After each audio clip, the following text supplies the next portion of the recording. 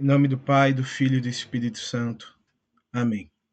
Inspirai, Senhor, as nossas ações e ajudai-nos a realizá-las, para que em vós comece e termine tudo aquilo que fizermos. Por nosso Senhor Jesus Cristo, vosso Filho, na unidade do Espírito Santo, por todos os séculos dos séculos. Amém. Ave Maria, cheia de graça, o Senhor é convosco. Bendita sois vós entre as mulheres, bendito é o fruto do vosso ventre, Jesus. Santa Maria, Mãe de Deus, rogai por nós, pecadores, agora e na hora de nossa morte. Amém. Em nome do Pai, do Filho e do Espírito Santo. Amém. Um bom dia, uma boa tarde, uma boa noite. Não sei que hora você estará vendo esse vídeo. Estou gravando ele hoje, domingo, dia 22 de fevereiro, meio-dia e 13. Iremos dar continuidade à leitura do livro Como a Igreja Católica Construiu a Civilização Ocidental. Então já se inscreve no canal, já deixa o like, ativa o sino de notificações e se você quiser compartilhar a sua generosidade, se você quiser ser generoso com este apostolado, por favor, contribua com qualquer valor com o Pix que vai estar aqui na descrição do canal. Se você não assistiu a primeira parte do vídeo, se você não assistiu a primeira parte da série, tá aqui o link também na descrição do primeiro vídeo da aula 1. Então, sem mais delongas, nós iremos agora continuar a leitura do livro Como a Igreja Católica Construiu a Civilização Ocidental, de Thomas Woods. E nós estamos agora já na página de número 17. Nós iremos ler agora. Capítulo 2, Uma Luz nas Trevas. E o título já começa provocativo. Idade das Trevas.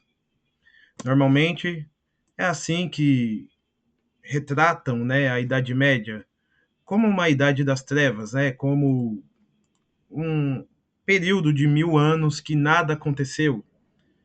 Ou seja, teve ali a Antiguidade Clássica, Grécia, Roma, e depois, após a queda do Império Romano, na Europa Ocidental, por 1000 anos, nada ocorreu. Foi uma época de trevas, foi uma época de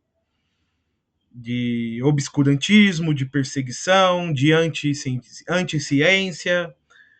E será que foi assim mesmo? Então, eu estou muito curioso para saber a opinião do Thomas Woods sobre isso. Lembrando que eu não li o livro, eu estou lendo o livro agora com vocês, né? Então, se Thomas Woods disser coisas importantes que eu não sei, eu vou aprender junto com vocês. E se ele disser coisas que eu já sei, que eu já estudei, interessante, porque nós iremos... eu posso comentar com mais propriedade, né? Então, vamos lá, Idade das Trevas. A expressão Idade das Trevas chegou a ser aplicada a todo o milênio que transcorreu entre o fim da Antiguidade e o Renascimento. No entanto, tem crescido muito o reconhecimento das realizações da Alta Idade Média entre os séculos VI e X. Em consequência, como comenta David Keynes, os historiadores têm empurrado cada vez mais para trás essa duvidosa distinção, excluindo dela os séculos 8, 9 e 10. Quanto aos séculos 6 e 7, porém, restam poucas dúvidas que foram marcados por um retrocesso cultural e intelectual, como se pode observar na educação, na produção literária e em outros âmbitos semelhantes. Terá sido culpa da Igreja? Já há décadas, o historiador Will Durant, um agnóstico, defendeu a Igreja dessa acusação, atribuindo a causa do declínio não a ela, que fez de tudo para impedi-lo, mas às invasões bárbaras do fim da Antiguidade. A principal causa do retrocesso cultural, explica Durant, Não foi o cristianismo, mas a invasão bárbara. Não a religião, mas a guerra. Os aluviões humanos arruinaram ou empobreceram cidades, mosteiros, bibliotecas, escolas e tornaram impossível a vida dos estudantes e dos cientistas. Mas a ruína talvez fosse muito maior se a igreja não tivesse mantido uma certa ordem em uma civilização que se desintegrava. Vamos lá, pessoal. É, Idade das Trevas, o preconceito com a Idade Média que surge ali no Renascimento e Voltaire e companhia no século XVIII, ali no Iluminismo, amplificam esse preconceito, tanto que iluminismo quer dizer luz, né? Eles são a luz da ciência, e significando que a Idade Média é as trevas que eles querem iluminar, né? A Idade Média significaria a ignorância, a superstição religiosa, e é claro, né, que isso é uma visão deturpada, como é que a gente vai analisar. Mas, de fato, a Idade Média, o começo dela, os primeiros séculos, de fato tiveram uma treva, né? Ou umas trevas. E muito pelo contrário que as pessoas pensam, não é culpa da igreja, né? Desde o final do Império Romano, ali desde o século II, a Península Itálica, ali o território do Império Romano vai sofrer com invasões bárbaras, povos germânicos, né? Os godos, os visigodos, os alamanos, os hunos. E essas invasões, elas são esporádicas, elas não acontecem de uma vez, elas são sazonais. Ou seja, de tempos e tempos, uma horda bárbara aparece, ataca, destrói tudo, vai embora. Passa 5, 6 anos, vem uma outra onda bárbara, aparece, ataca, destrói tudo e vai embora. E assim por diante. E nisso, muitas pessoas morrem, muitas mulheres são violadas, muitas crianças são levadas como escravas. E como que vai se desenvolver alguma ciência, como se vai se desenvolver alguma civilização, como se vai se desenvolver alguma ordem com todo esse caos e desordem vindo das hordas bárbaras? Não tem como, né? É claro que então a igreja não tem culpa disso, porque a igreja é uma vítima também das hordas dos bárbaros. Mas o interessante é notar que, mesmo com todas as hordas bárbaras, o mínimo que resta de civilização que, pós queda do Império Romano é a Igreja Católica que mantém, né? Os ensinos, as escolas, os mosteiros, eles são aquilo que preservam a cultura romana, a cultura grega, a cultura antiga, a cultura clássica. Então, em meio a um mundo de saques, um meio a um mundo de guerras, a Igreja Católica ela mantém uma ordem ali, né? Uma mínima ordem. Ali a gente está falando do século V, VI, né? Ali até o século VII são os séculos que a Europa está uma bagunça, né? Por volta dos fins do século II, voltando aqui à leitura do livro, a balbúrdia de tribos germânicas que se deslocavam da Europa Central para o Ocidente, no que se chamou de um termo aqui em alemão, né, Volkenwanderbanger, né, Volkenwanderlanger, a migração dos povos, né, traduzindo para o português, começou a pressionar as fronteiras romanas no Reno e no Danúbio. Nos séculos seguintes, como os generais romanos se dedicavam a desfazer imperadores ao invés de proteger as fronteiras, os bárbaros começaram a infiltrar-se através dos vazios abertos nas defesas do império.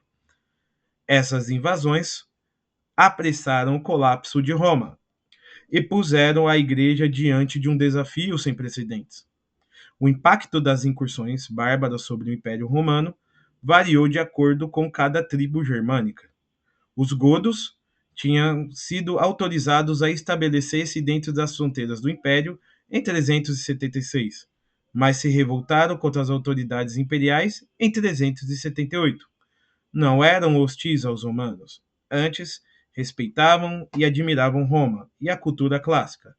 Alarico, o general gordo, que viria a saquear Roma em 410, depois de tomar Atenas, dedicou-se a explorar a famosa cidade, a admirar seus monumentos, a assistir ao teatro e a ouvir a leitura do Timeu de Platão.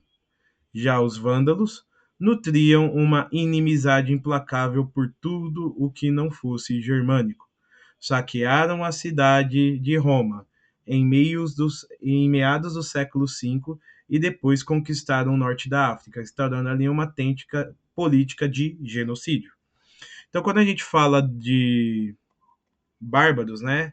Os bárbaros, eles aos poucos foram invadindo o Império Romano, como eu já expliquei, como o historiador Thomas Woods está aqui explicando. E nem todos os bárbaros, eles são iguais. Bárbaro, aquilo que a gente já aprendeu lá na escola, né, nas aulas de história, bárbaro é todo aquele que é não romano, certo? Então, nasceu fora do Império Romano, é bárbaro. E os bárbaros não são todos iguais, né? Eles são chamados de germânicos, e dentre os germanos você tem vários povos germanos que são os povos bárbaros, né? Os godos, os visigodos, os vândalos. Os godos, por exemplo, eles por um tempo eles foram aliados dos romanos. Os romanos, inclusive, usavam os godos para proteger as fronteiras contra outros povos bárbaros. Mas até então os godos se revoltaram contra Roma, porque os generais romanos, como aqui estava descrito, eles estavam muito mais preocupados com intrigas políticas do que defender o império e as suas fronteiras. E, por exemplo, o general Godo Alarico, ele gostava da cultura romana, ele gostava da organização, da lei, da ordem. Já os vândalos, que vão ser aqueles que vão saquear e matar geral no século V, no final do Império Romano, os vândalos, eles vão ter um ódio por tudo aquilo que não é germânico.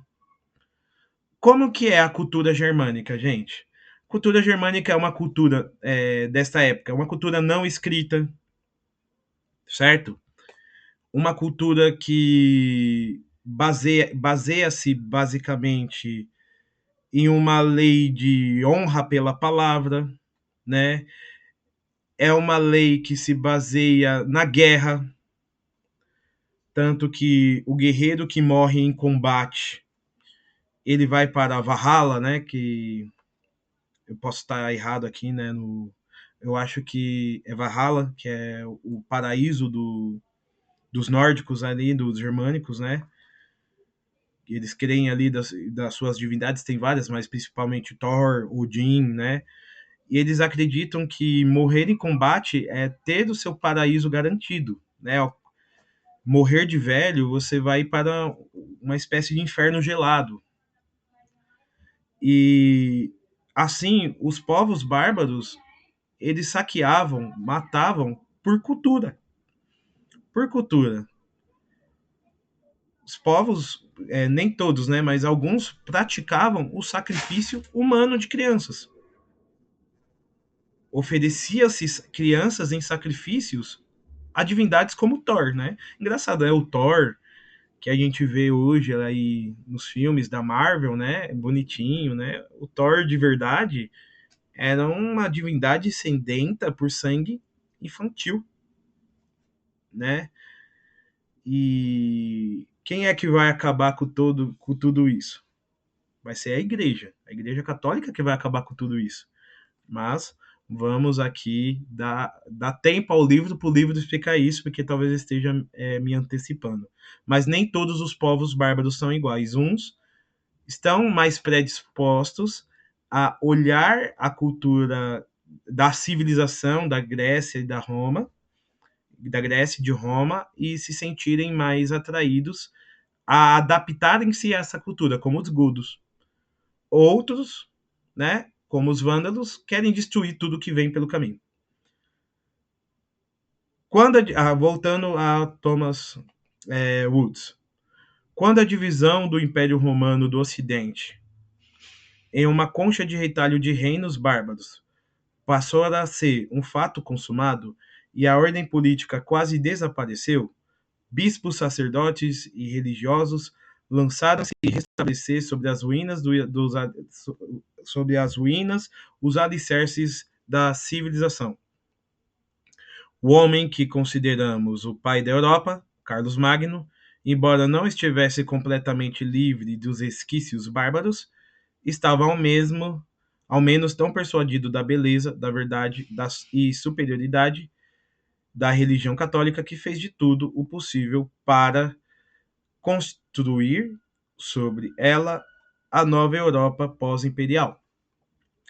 Então, após a queda do Império Romano do Ocidente, porque o Império Romano do Oriente, que vai se tornar o Império Bizantino, persiste por mais 1000 anos ali, né? O ano 476, o imperador romano, o último imperador romano, Rômulo Augusto, uma curiosidade, né? O primeiro rei de Roma foi Rômulo. O último imperador de Roma também foi Rômulo. Roma começa com Rômulo e termina com Rômulo. Esse foi deposto e foi e com a deposição do imperador Rômulo Augusto no ano 476, entende-se assim o fim do Império Romano do Ocidente. Começa a ter ali vários governos, estados bárbaros de reinos germânicos. E das ruínas dessa civilização romana que cai, bispos, padres, sacerdotes, monges vão manter o tecido social organizado. A Igreja Católica ela vai assumir um papel também político, né? A Igreja Católica ela vai não ser só um poder espiritual, mas também um poder político. Mais espiritual que político, mas político sim, porque não temos mais autoridades civis leigas. Temos agora autoridades civis religiosas.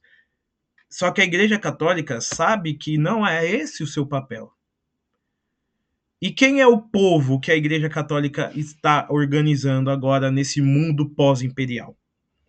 São os católicos, os romanos, né, que são cristãos, e os bárbaros politeístas que estão ali, que também são pessoas que precisam ouvir a palavra de Deus.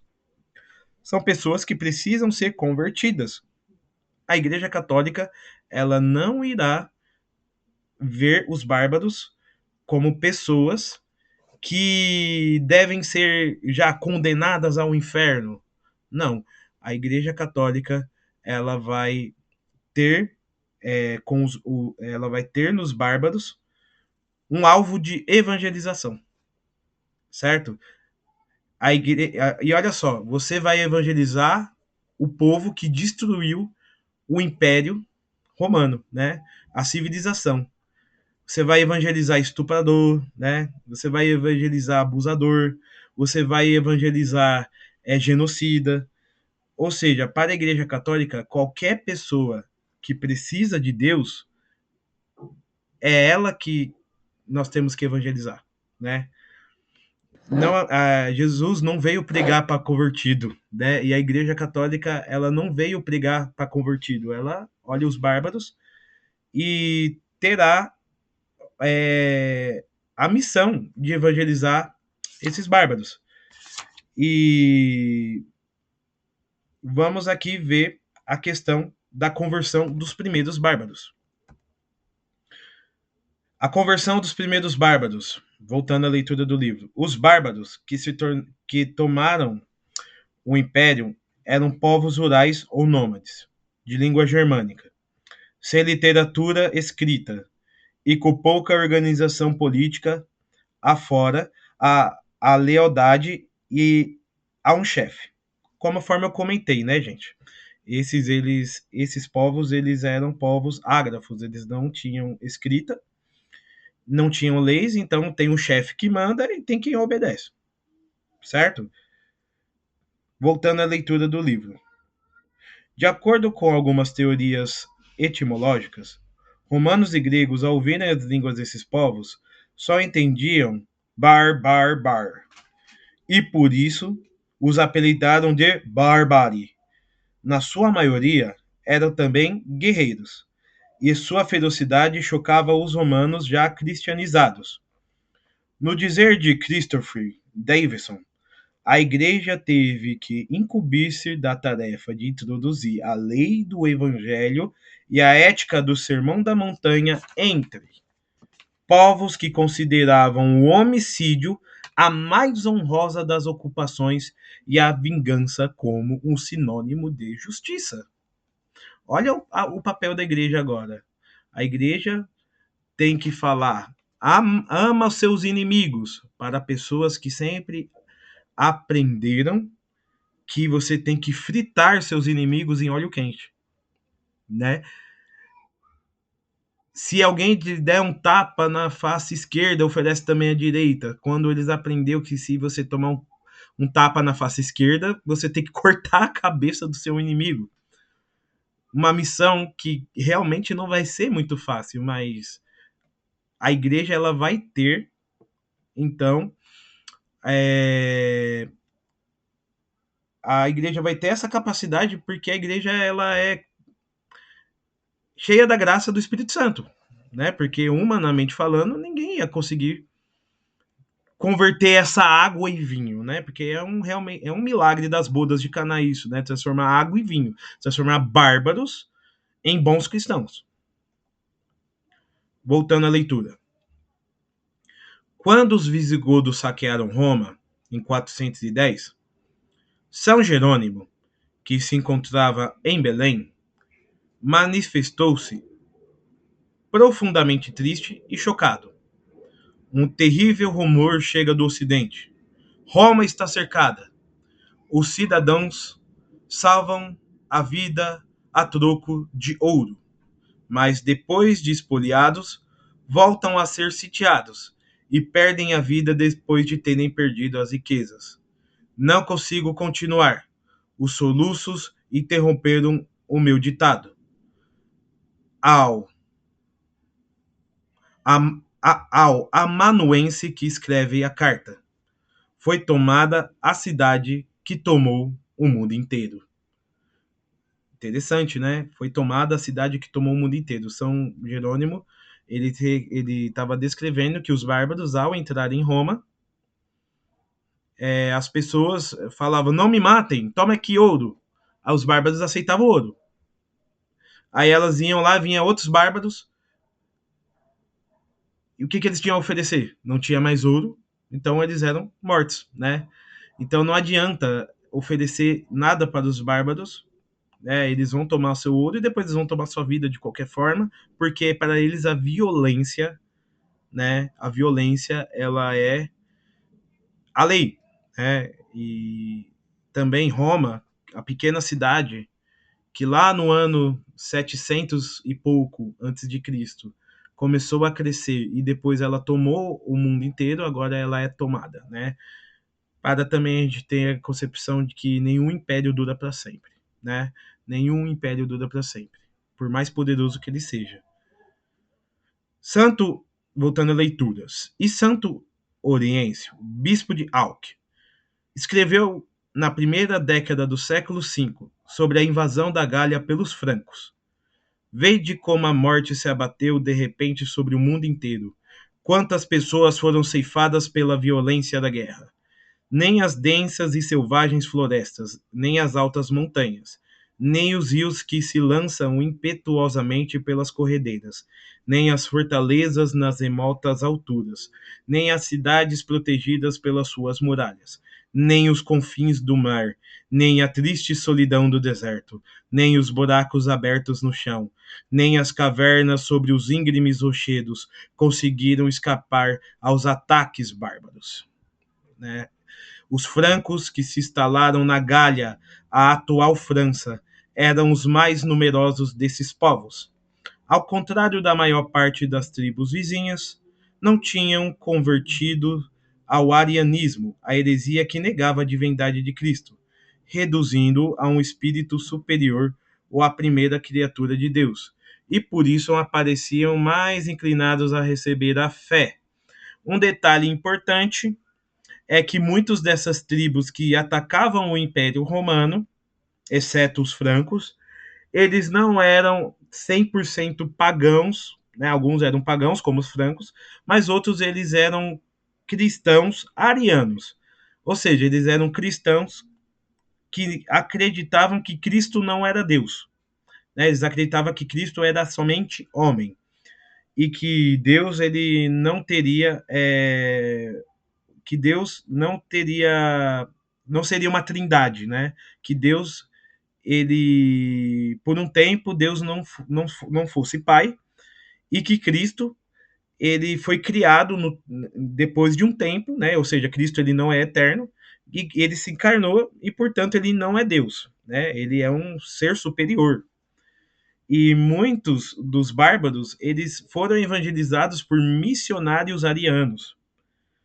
E imagina, os missionários arianos evangelizaram esses bárbaros e esses bárbaros eles matavam todos aqueles que não acreditassem que Cristo não fosse Deus. Não, que Cristo fosse Deus. Vamos lá. Eles, reformulando, eles matavam todos aqueles que acreditavam que Cristo era Deus, ou seja, qualquer católico. Então, tem essa dificuldade aqui, né? E tem uma outra questão. Os francos, eles serão um dos povos que serão pagãos raiz, assim, eles vão acreditar em vários deuses. E é mais fácil você evangelizar, é mais fácil transmitir a fé para um povo pagão do que para um povo cristão herético. Um povo que é cristão, porém não tem a fé da Igreja Católica. Né? É muito mais difícil você converter uma pessoa que não crê em Cristo do que uma pessoa que crê em Cristo, mas crê da forma não ortodoxa, a forma errada, a forma herética. Voltando aqui para a leitura do livro. Além disso, os galo-romanos, cristãos ainda, constituíam a imensa maioria dos seus súditos. Assim, quando Clovis, cerca de 466 e 511, se tornou rei dos francos, em 481, os bispos gauleses vislumbraram a sua oportunidade. São Remígio, bispo de Reims, escreveu uma carta de congratulações ao novo rei, lembrando-lhe como seria benéfico se colaborasse e cooperasse com o episcopado. Abre aspas para o bispo. Manifesta a deferência para com os teus bispos, recorrendo sempre a eles em busca de conselhos. E, se estiveres em harmonia com eles, a tua terra prosperará. Efetivamente, sobre o teu reinado, os gauleses foram equiparados aos seus conquistadores germânicos, quanto aos direitos e deveres, ao contrário do que aconteceu nos demais reinos bárbaros. Então, pessoal, aqui é o seguinte: o novo rei dos francos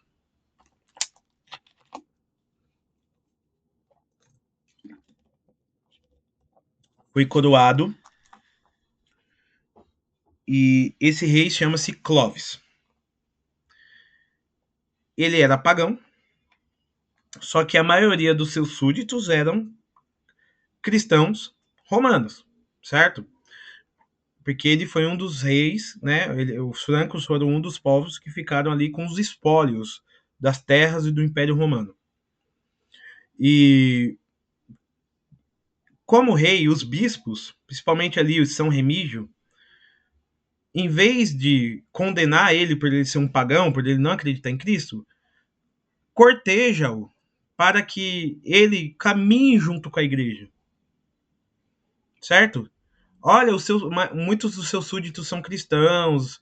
Olha aqui, nós somos os bispos. Nós, como os bispos, nós temos aqui influência sobre parte dos seus súditos. Caminha com a gente, certo? A gente, vamos fazer uma aliança. A igreja faz diplomacia, gente, certo? A igreja faz diplomacia. Aí aqui, continuando a leitura. Alguns historiadores conjecturam que o casamento de Clovis com a bela, piedosa e católica Clotilde teria sido inspirado e arranjado pelos bispos, visando converter à fé o seu régio esposo.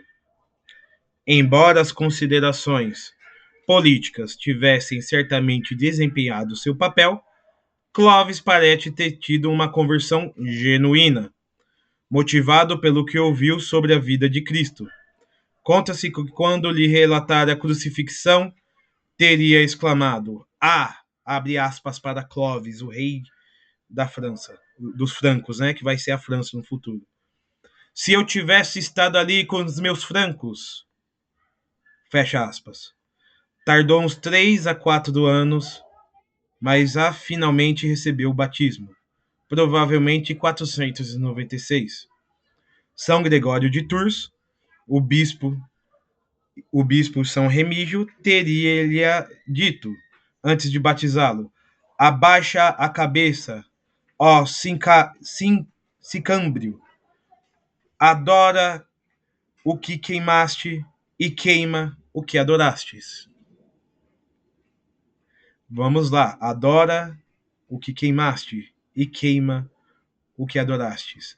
Aqui a gente acabou de ler a conversão do rei Clovis ao cristianismo, ao catolicismo.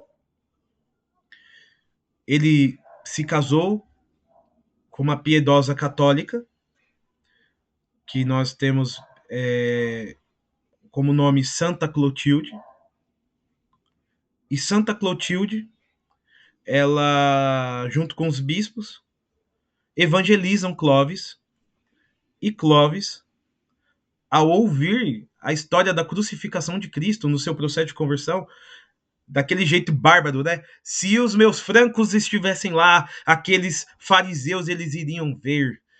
A gente iria, aqueles romanos, eles iriam ver. A gente iria matar todo mundo e salvar Cristo", né? É a mentalidade, né, dos bárbaros, né, de resolver tudo na porrada, né? Mas você vê que algo já mudou no coração dele. Então, apesar de que muitos pensem que que a conversão dele foi uma questão de fachada, né, política, eu e outros historiadores, e eu me encaixo nisso, eu acho que a conversão dele foi genuína. Foi muito genuína. E essa frase, "abaixa a cabeça, adore o que queimaste", significa que, com certeza, antes dele se converter, ele já queimou igreja, ele já queimou hóstia consagrada, certo? E queima o que adorastes. Agora ele vai queimar os deuses pagãos que ele adorava, porque agora ele adora nosso Senhor Jesus Cristo, nosso Deus. Voltando à leitura. Ainda, ainda haviam de passar outros 400 anos até que todos os povos bárbaros da Europa Ocidental se convertessem, mas era um início auspicioso. Santo Avito, um destacado bispo gaulês, reconheceu a importância da conversão de Clovis quando lhe disse: "Graças", abrindo aspas para Santo Avito, "graças a ti, este canto do mundo resplandece com grande fulgor, e a luz de uma nova estrela cintila no ocidente. Escolheste para ti mesmo, escolheste para todos. A tua fé é a nossa vitória." Então, o que significa a conversão de um rei para o catolicismo numa época em que o Império Romano caiu? A igreja, depois da época da perseguição, que durou ali do século I até o século IV, né? Século III e IV, Quando o Império Romano ele se converte, começando ali com Constantino, com o Édito de Milão, com a paz, com a tolerância religiosa, e depois com o Édito de Tessalônica, com Teodósio, reconhecendo o Império Romano como o catolicismo como religião oficial do Império Romano. A Igreja Católica ela tem ali o Império Romano, a questão, o Império Romano passa de perseguidor a protetor da Igreja. Quando a Igreja Católica perde o Império Romano, a Igreja Católica está desprotegida. A Igreja Católica ela não tem exército. Quem é que protege a Igreja Católica? Os reinos aliados. Os reinos aliados da Igreja protegem a Igreja, certo? Os reinos aliados da Igreja protegem a Igreja. Então a Igreja não tinha nenhuma proteção após o fim do Império Romano. Agora a gente vai ter um rei Franco que vai ali, tá lado a lado com a Igreja, proteger a Igreja, ajudar a Igreja na sua proteção e também na sua evangelização, para espalhar a fé agora para outros povos germânicos ao redor. Vai demorar muito, a igreja vai passar do século IV, né, a igreja vai ficar do século V, VI, VII, VIII, IX, esses séculos todos a igreja lentamente vai converter rei após rei, povo após povo bárbaro, sem pressa, levando o batismo para todos eles. Vai demorar, né? Voltando à leitura. Como os povos bárbaros se identificavam fortemente com seus reis, em geral, bastava que o monarca se convertesse para que o povo o seguisse. Esse processo, no entanto, nem sempre se implantava facilmente, nem era homogêneo. No século seguinte, os sacerdotes católicos francos celebravam a missa para os seus, mas continuavam a oferecer também sacrifícios aos antigos deuses da natureza. Não bastava, pois, converter nominalmente os bárbaros. A igreja teve que continuar a guiá-los, tanto para garantir a conversão, tanto para garantir que a conversão se consolidasse, como para assegurar que a fé começasse a transformar-lhes o modo de vida e as instituições. Então, pessoal, outra coisa. Ditado medieval. Religio rex, religio populi. Populum, né? A religião do rei é a religião do povo. Então, se o rei era de uma tal religião, as pessoas se tornavam também da religião do rei. Então, quando o rei Clovis se torna católico, um monte de pessoa pede o batismo, porque o pessoal quer seguir a religião do rei. Só que pedir o batismo é uma coisa, você é batizado. Mudar as práticas, mudar o coração é outra. Então a gente vai ter um monte de pessoa batizada, religioso também, padres, que vão acender uma vela para Deus e uma para o diabo, né? Eles vão estar ali adorando a Deus na missa e depois vão estar ali adorando os deuses da natureza. Por quê? Porque eles não tiveram a conversão. Eles ainda têm uma fé supersticiosa. Jesus é mais um dos deuses. Então, ainda vai demorar muito tempo para que a fé se torne uma fé de convertido, né? Que a crença se torne uma fé. Então, assim, os primeiros convertidos, eles não tinham muita qualidade. Eles se batizavam, mas ainda tinham uma vida dupla no sentido religioso. Voltando à leitura. A linhagem dos reis merovíngios, a qual pertencia Clovis, perdeu seu vigor ao longo dos séculos 6 e 7. Eram governantes incompetentes. Além disso, lutavam ferozmente entre si. Não era incomum que queimassem vivos os membros das famílias rivais.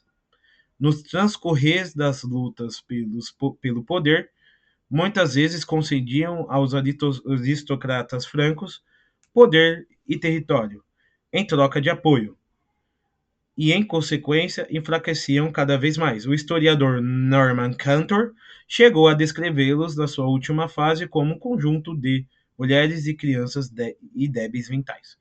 Então, os descendentes de Clovis foram chamados de reis insolentes, reis preguiçosos. Eles não faziam nada, eram reis que não tinham nenhuma habilidade de governo e agiam como bárbaros. Eles tinham fé, eles eram cristãos católicos, mas as suas atitudes não tinham nada de evangelho.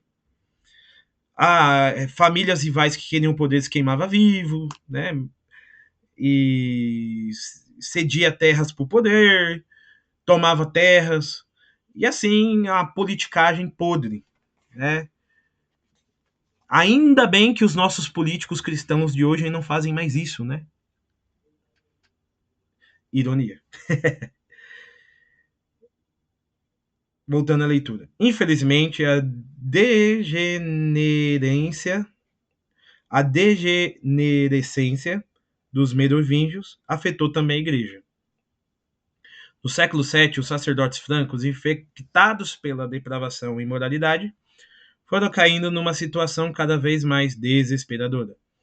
O estado do episcopado não era muito melhor, pois os homens competiam entre si para assumir o controle dos bispados que, para eles, representavam unicamente poder secular e riqueza. A Igreja Franca só seria reformada por missionários irlandeses e anglo-saxões, que por sua vez tinham recebido a fé católica do continente. Então, a Igreja Franca, ela aos poucos foi entrando em decadência moral. Padres corruptos, bispos corruptos, e veio missionários da Irlanda com uma fé renovada, uma fé nova, e trouxeram de novo um novo Pentecostes, né? Um novo ardor do Espírito Santo, um novo amor, de volta o primeiro amor dessa igreja da França. Às vezes, enquanto uma igreja está em crise, é necessário vir missionários de outros países para que essa igreja volte a florescer. Voltando à leitura. Apesar de tudo, no século VIII, o papado recorreu aos francos em busca de proteção e de uma aliança que permitisse restaurar a civilização cristã. A igreja tinha desfrutado de um relacionamento especial com os últimos imperadores romanos, e após o colapso do Império Romano do Ocidente, manteve esse bom relacionamento com a única reminiscência da autoridade romana, que passara a ser o imperador do Oriente em Constantinopla. Mas, no século VII, o Império do Oriente, que nunca chegou a ser conquistado pelos bárbaros germânicos, vinha lutando pela sua própria sobrevivência contra os árabes e os persas, e deixara o poder de poder oferecer à igreja uma proteção eficaz. Pior ainda, os basileus bizantinos julgavam-se no dever de intervir constantemente na vida da igreja em áreas que estavam claramente fora da competência do Estado. Assim, alguns eclesiásticos acharam que tinha chegado o momento de procurar ajuda em outro lugar. Então, a igreja, eu tinha citado que, ter um rei católico, a igreja poderia buscar apoio, só que a igreja tinha dois lugares para buscar apoio: os francos, que não estavam lá essas coisas, e os bizantinos, no Oriente, que já estavam atolados com tantos problemas, né? O Império Bizantino, que estava sendo invadido por persas, o Império Bizantino, que estava sendo invadido por árabes, o surgimento do Islã, que estava ali tomando todo o Império Bizantino, os territórios do Império Bizantino. Nisso, a Igreja Católica, os papas não poderiam contar com o Império Bizantino, porque o Império Bizantino, o imperador bizantino, ele queria intervir também nas questões da Igreja Católica. As questões morais, as questões religiosas, e o Papa, ele não queria esse césaropapismo, né? Essa intervenção do imperador nas questões da Igreja. E a relação entre Igreja Católica do Ocidente e Igreja do Oriente sempre foi difícil, por questões culturais e assim por diante, por questões teológicas. E então já está na hora da Igreja buscar um apoio em outro lugar. Então a igreja vai começar a fortalecer sua aliança com os francos. Vislumbrando aqui, a gente já está aqui vislumbrando a era de Carlos Magno, que nós iremos ver no próximo vídeo. Então, no próximo vídeo a gente vai ver a era do Carlos Magno, e aqui a gente vai ter uma já vai começar com esse título, a Renascença Carolíngia. Ou seja, Carlos Magno vai ser o imperador que vai renascer com a ciência, vai renascer com a educação, vai dar poder para a igreja e vai reconstruir de fato o Ocidente, tornando ele glorioso e poderoso como era na época do Império Romano. Mas isso nós veremos no próximo vídeo. Se você gostou, deixe o seu like, compartilha para um amigo, deixe um comentário, ativa o sininho de notificações e, se você puder, contribua com o Pix do canal para que a gente possa estar, uma vez por semana, trazendo vídeos de história para você. História católica, história boa, história de qualidade, com um professor que é especialista em história medieval. Hoje nós conseguimos ir até a página 23. Então, até o próximo vídeo. Que Deus abençoe todos vocês. Um abraço. Tchau, tchau.